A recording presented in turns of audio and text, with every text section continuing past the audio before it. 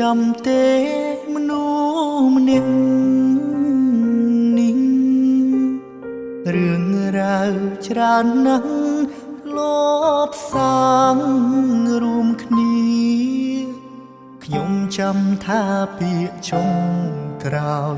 គឺពាក្យលាហើយយើងក៏បែកគ្នាត្រឹមនោះ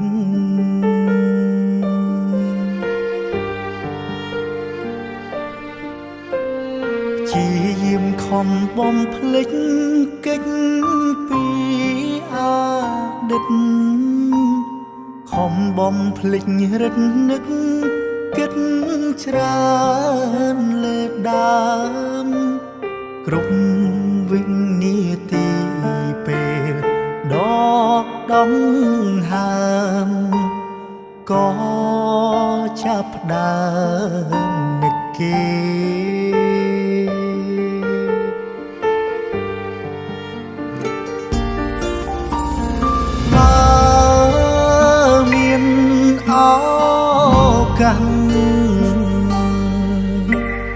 ចង់អោបកាយគេទោះក្នុងនាមជាអ្វីក៏បានដែរសុំពេលក្បែរត្រឹម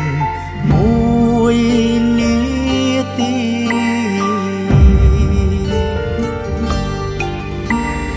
នឹកអូនខ្លាំងណាស់ដឹងទេ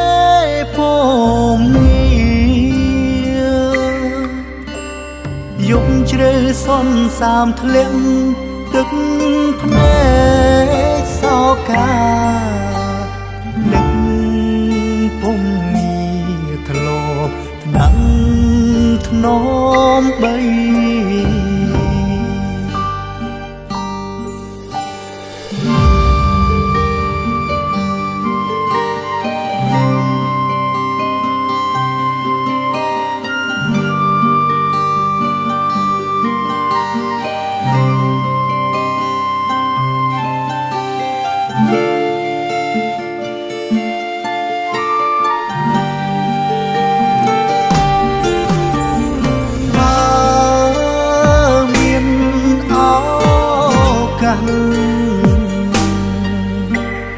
ចង់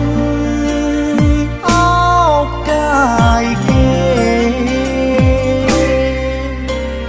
ទោះក្នុងនាមជាអ្វីក៏បាន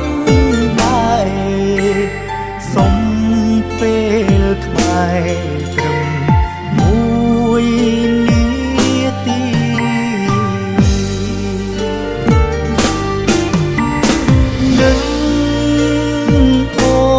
ខ្លាំងណាស់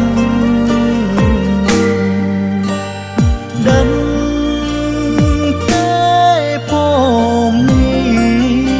រយប់ជ្រៅសន្សាមធ្លាក់ទឹកភ្នែកសោកា